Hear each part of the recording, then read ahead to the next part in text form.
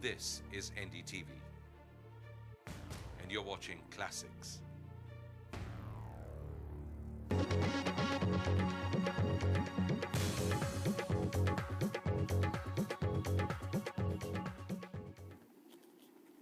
Hello and welcome to Special Report. Over the next 30 minutes, the importance of aircraft carriers to the evolution of the Indian Navy. Also an NDTV exclusive, what it is to fly with the Navy's Top Gun. We do a sortie on this, a Sea Harrier jet.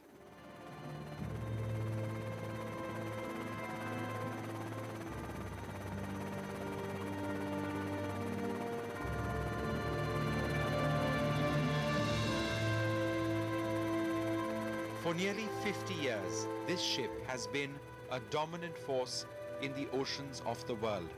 Once a part of the Royal Navy as the HMS Hermes, she successfully led the British fleet to the South Atlantic seas during the 1982 Falkland Islands War. Today, all these years later, the INS Viraat remains the most potent symbol of Indian military might.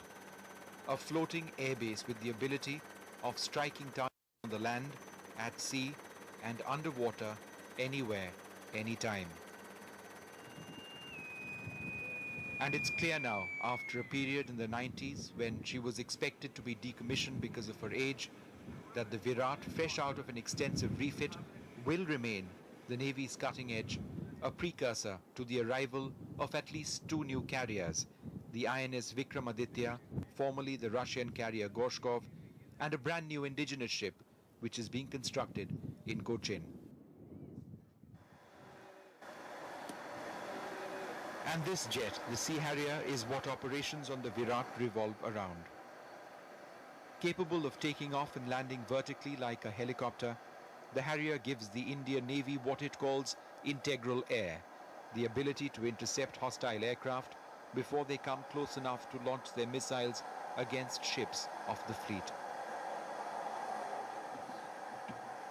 The planes you see here are in some cases more than 20 years old, but just as they were getting obsolete, a lease of life, courtesy the rapidly improving military relationship with Israel. The only place I'm really comfortable in is in a cockpit that's, you know, what's happening all the time. But of course the aircraft is now 23 years older than it was, so it's getting on in life, but she's still very good. What does the Sea Harrier mean to you? It means a lot because I learned to fly this at a rather late stage in life. I was about late 30s and we went to UK to learn how to fly it, and the Brits were very skeptical about our ability to cope with this aircraft. But I think finally we came up tops and everybody was pretty appreciative of it. But I think greater credit goes to our men and to our engineers who did a very fine job. These Harriers will soon have a brand new radar and new missiles, enabling the venerable British-built jet to engage air targets which are beyond the visual range of the pilots.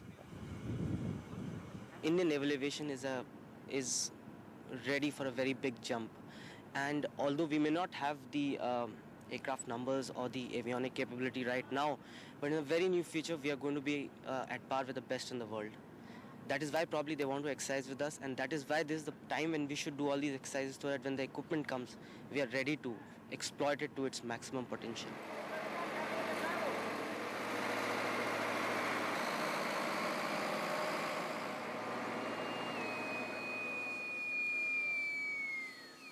The Sea Harrier aircraft carrier combination has proven to be deadly in the past. During the 1982 Falkland Islands conflict, the Viraat, which was then the Hermes of the Royal Navy, spearheaded operations against Argentina in the South Atlantic seas, taking out enemy fighter aircraft without the loss of a single jet to enemy action. It's a childhood dream. Always wanted to fly. And the good thing about the Harrier is it's a pilot's aircraft, in the sense you have to fly it continuously. We don't have an autopilot. It's a little difficult, or rather more challenging, and it's extremely satisfying to come and put her on deck after a sortie. Today, even though she's getting old, the Sea Harrier is the Viraat's cutting edge. We decided to find out why. This would be a first for an Indian journalist being launched off the deck of the Navy's only aircraft carrier, the INS Viraat, for a sortie on a Sea Harrier trainer aircraft. But as I realized, it wouldn't be quite so simple. The Navy's doctors put their foot down. I would have to pass an ECG test and x-rays of the spinal cord besides other tests before I could come anywhere close to the cockpit of the Harrier. I was told I had to be fit to survive an ejection if things went wrong and I had to bail out of the aircraft.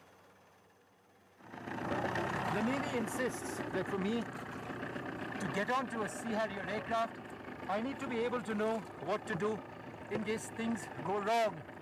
So you can call this sadism, you can call it whatever you like, but for me to be able to fly up there and know what to do when things go dreadfully wrong, I need to know what to do when I'm down here in the Indian Ocean.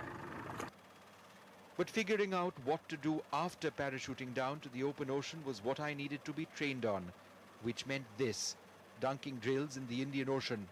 I would need to swim to a hovering rescue helicopter, attach myself to the harness, and then get winched up. ये पहले पिना दे यार, फिर tight करना, तो पिना दे नहीं है वैसे। आएगा, you try.